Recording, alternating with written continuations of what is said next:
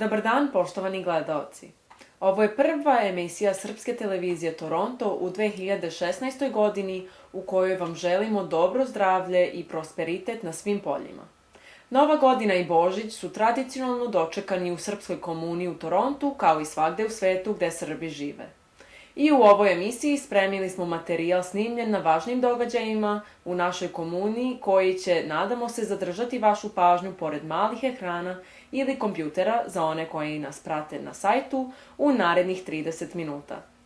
Kao i obično, naša muzika će biti deo današnjeg programa, 378. po redu. Ja sam Teodora Vukosavljević, voditeljka Srpske televizije Toronto i svima vama želim da se zahvalim što ste ponovo sa nama. Na samom početku poslušajte sledeću poruku. Da nabavite vozilo vrhunskog kvaliteta po spektakularnom popustu za mesec januar, javite se Deniju iz Nisana na telefon 905 881 3900. Pored generalnog menadžera Denija Spasojevića, možete da potražite Baneta Jokića, finansijskog menadžera, i Radu Vazić, koja je biznis menadžer. Nova lokacija za kupovinu vozila pod istim uslovima je na adresi 3275 Dundas Street, West Toronto, telefon 416 762 7537.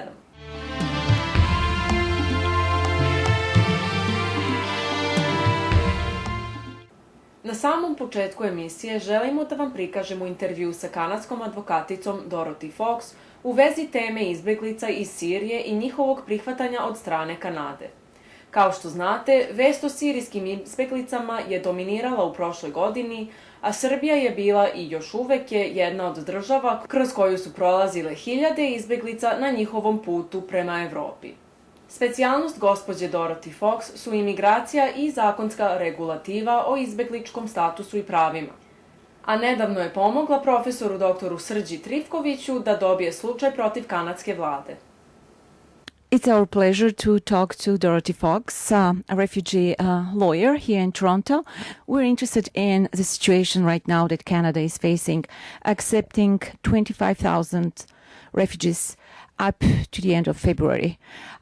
How would you react to some of the concerns of people saying that, it might be a security issue? I personally don't think that we have a problem with security vetting in Canada. I've been in many hearings where we've had the Minister of Security and Preparedness, and they are very well quite knowledgeable about the situations in countries, and the security checks also with the RCMP are very are quite extensive. As far as the Syrians overseas, this is all going to be done on that end before the Syrians arrive in Canada. And again, when they do arrive, they will be going through another set of security checks before they'd be granted protected person status, and then will be granted their permanent residency. These are the refugees who are already in the refugee camps in Jordan and Lebanon. Canada is not taking any of the refugees that moved to Europe, right? No, it appears that those refugees will be handled by the European Union, and I know there's a considerable amount that are still settled in Serbia and stuck in Macedonia and Bulgaria as well. Now, unfortunately, the Austrians and the Hungarians weren't quite hospitable to the refugees coming. So what the UN is going to do about that, I'm not entirely certain. But Canada is not taking any of these refugees from these countries, which is unfortunate. But a lot of the refugees from Jordan have already been vetted through the UN as well. So safety concerns are number one. So if the UN has already found them to be convention refugees, it makes it easier for the process to bring them to Canada. We've done this before. We've done this with the Vietnamese boat people. The Kosovo refugees were taken in, similar to what the Syrian refugees will be facing, will be taken to the army camps here in Canada and then processed through the settlement programs in Canada. We know that two of the terrorists that died in this horrific terroristic attack in Paris actually came through the path through Greece to Western Europe. Is that a reason maybe why we Canadians, the government, is deciding to bring only families? That's one of the reasons. And again, those are security concerns, especially when a lot of the suicide bombers and ISIS sympathizers are young, male, and quite angry at the situation that they're living in. There is a war going on in Syria. It's much easier for these young men to join groups like ISIS than it is for them to attend with families and head through Europe and try to fight for their situation to make it better. They fall prey to these organizations. And yes, I think that the Canadian government is focusing on the most vulnerable, which are women, children, and families. And it does make for a safer vetting of people coming to Canada. As the Prime Minister said, those 25,000 refugees are not only refugees, they are future Canadians. Oh, absolutely. And I think when you look at his cabinet, it does reflect Canada. It's our defense minister is a Sikh. There's people from every walk of life and different nationality and culture in his cabinet. And half of his cabinet are women, and half of the population of Canada are women. So I think it's a very bright future. I'm quite happy with the way that immigration has now taken an abrupt change from the way that it was, the trend that it was going in under the previous government.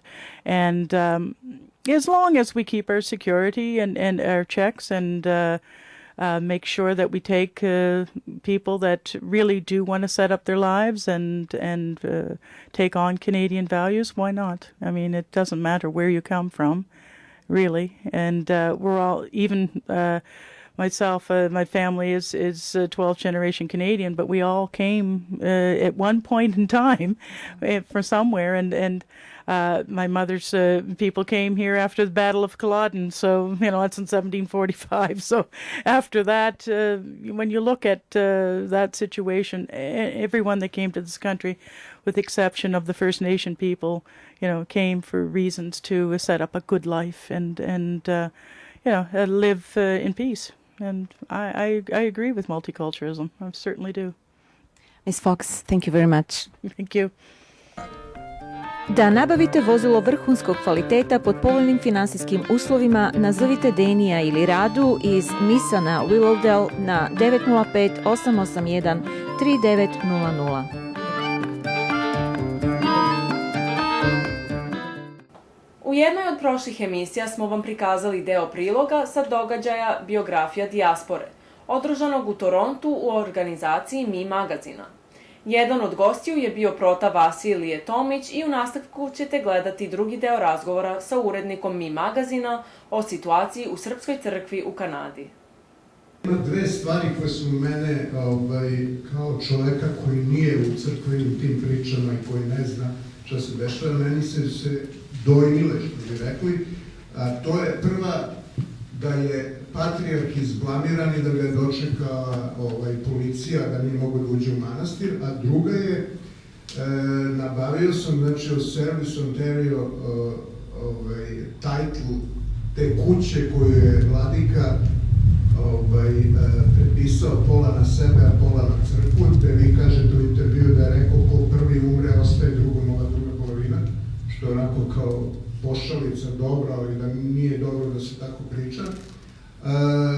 Tamo piše da je cela procedura to možete da vidite u magazinu, da je cela procedura kupovine te kuće počela oko nedelju dana, pošto je formirana u Sinodu komisija za ispitivanje kako se zove, slučaja, pod navodnicima slučaja Mladike. I da je kuća isplaćena, znači, kešom $630.000.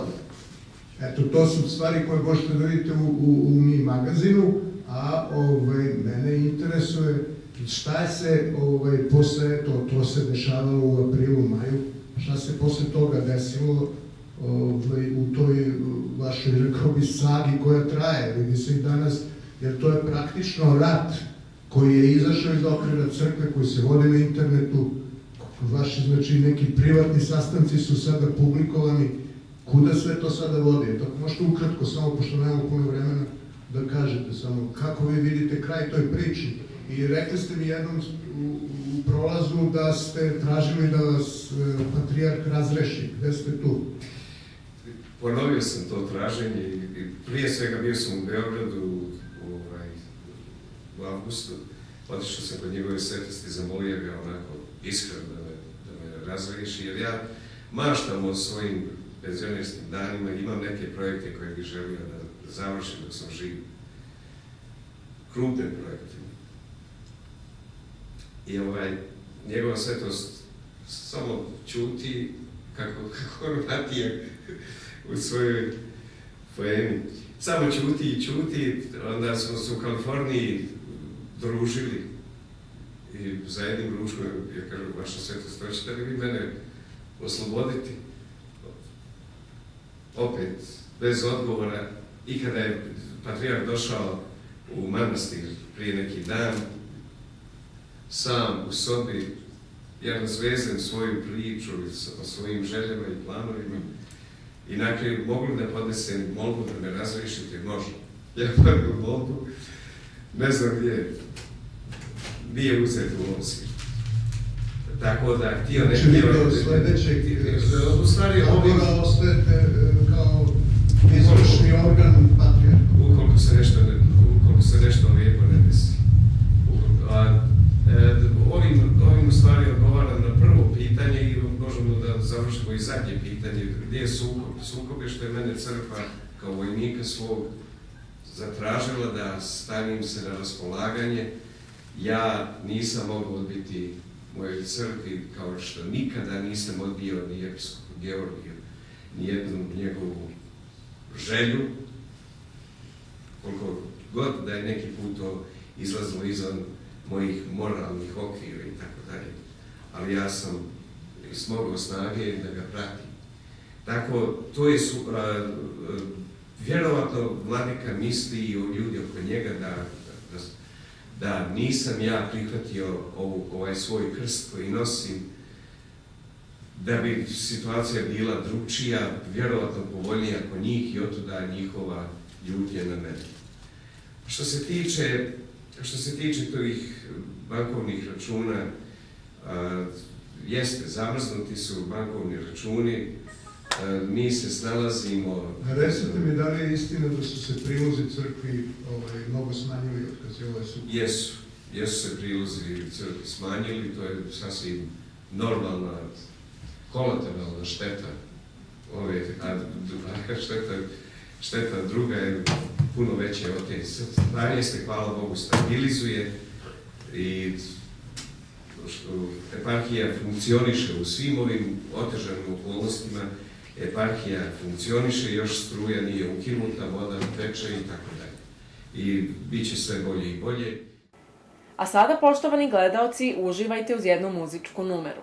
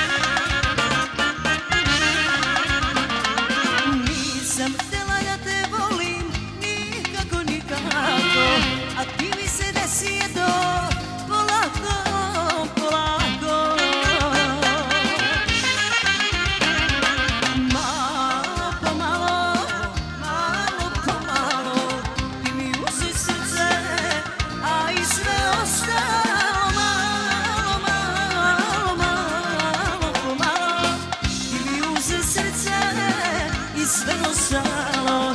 Malo, malo, malo, pomalo ti mi uze srce i sve ostalo.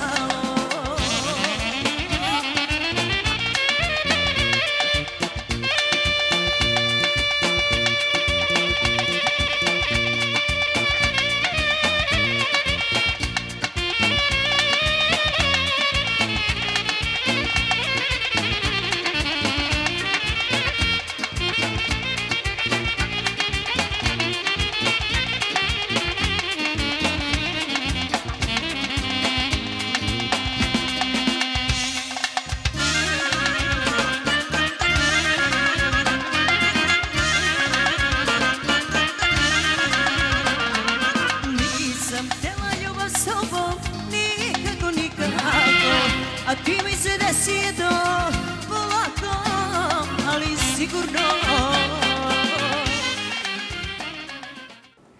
U nekoliko navrata srpska televizija Toronto je prikazala isečke iz dokumentarca Tower to the People, film o Nikoli Tesli i njegovoj ideji o bežičnom prenosu električne energije. Ovaj američki dokumentarac, koji je premijerno prikazan 2014. na Srpskom filmskom festivalu u Torontu, govori o tome kako je kupljena posljednja Teslina laboratorija na Long Islandu pre 3 godine. Pogledajmo ponovo isečak iz ovog filma. Born of Serbian parents in what today is Croatia, Nikola Tesla's first breakthrough was the induction motor, an invention thought impossible by the scientific community at the time. By creating a motor that utilized alternate current as opposed to the costly and inefficient direct current electricity, Tesla revolutionized industry forever. The inspiration came to him while strolling with a friend as he recited one of his favorite literary works, Goethe's Faust.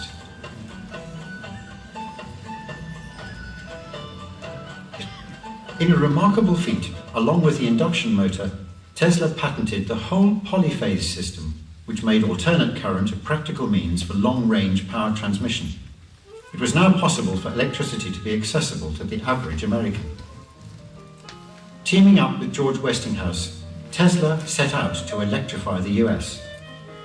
But Thomas Edison, heavily invested in the inferior direct current, wouldn't surrender his hopes to the new technology. The costly battle, which would become known as the War of the Currents, would practically bankrupt Westinghouse. Unable to secure new investments due to his royalty contract with Tesla, Westinghouse saw Edison and his direct current method poised for victory. Tesla viewed this as a giant leap backwards for mankind's progress. Instead of being concerned with his own financial gain, Tesla tore up his contract so Westinghouse could continue to implement the polyphase system. Tesla's sacrifice ultimately led to affordable electricity for the masses. The high cost of direct current would have made that impossible should Edison have triumphed. The royalty contract Tesla had with Westinghouse would have made him a billionaire at the time. Instead, the humanitarian inventor would die almost penniless in the Hotel New Yorker. He was brilliant and he worked very hard in his career and he suffered in the end of his career. I'm very fortunate to be now almost the only person living who has actually met Nikola Tesla. I was about 9 years old. My mother had family matters to talk over with Tesla, so we went to the hotel and we went up to his suite of rooms. In the Serbian way, he hugged me and kissed me 3 times and then put his hand through my hair, tousled my hair a little bit. Tesla was known as having so many idiosyncrasies. He didn't like to shake hands necessarily because of fear of germs. And I look back on that thing as if he was afraid of germs, what was he doing ruffling this 9-year-old kid's hair? All of those aspects of Tesla were just, the function of his, great mind at work. But that's also what gave him sort of like this magic pull, and I think a lot of us who love that kind of character. Following his victory in the War of the Currents, Tesla would continue to innovate. Tesla is the only independent inventor who is responsible for 2 fundamental technologies. That is alternating current and all of the elements that go with alternating current, and radio and all the elements that go with radio. Nikola Tesla discovered terrestrial waves fluorescent lights, induction motor, remote control, robotics, wireless communication. X-rays, a little before Rankin. We just recognized Tesla with like 70 different patents, but just from Tesla coil, if you're looking about medical equipment, what come out, it's unbelievable. And also, we know that Tesla is father of green energy. Tesla certainly had an impact on what we do in my field. This key moment in the development of nuclear physics, where there was a need to go to the next step, it was there because Tesla was working on high voltages. We did that because the technology allowed it. The technology is something that Tesla gave us. That's a big impact. It's a very big impact. Da nabavite vozilo vrhunskog kvaliteta pod povoljnim finansijskim uslovima, nazovite Denija ili Radu iz Nissana Willowdale na 905 881 3900.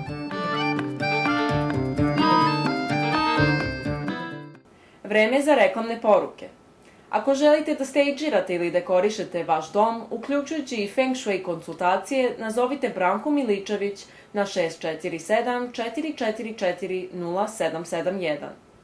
Za profesionalno i povoljno dizajniranje web sajtova potražite TJ Hosting na 647 547 3061. U današnjoj emisiji objavljujemo da se u Oplencu 13. januara 2016. godine sa početkom u 19 časova proslavlja doček Srpske nove godine. Adresa je 895 Rageview Road, Mississauga, a zabavljaće vas poznati pevači iz Srbije Aleksandar Ilić i Biljana Jeftić. Dođite na nezaboravni doček Srpske nove godine u Oplenac, poručuju organizatori. Povrede prilikom saobraćajnih udesa mogu da budu dugotrajne, a oporavak skup i neizvestan. Sa svojim iskustvom od skoro 30 godina, Zoran Samac pomaže našoj komuni u svim ovim situacijama. 416-363-5195. Na samom kraju da ponovimo sledeću poruku. Da nabavite vozilo vrhunskog kvaliteta po spektakularnom popustu za mesec januar, javite se Deniju iz Nissana na telefon 905 881 3900. Nova lokacija za kupovinu vozila pod istim uslovima je u High Parku na adresi 3275 Dundas Street, West Toronto, telefon 416 762 7537.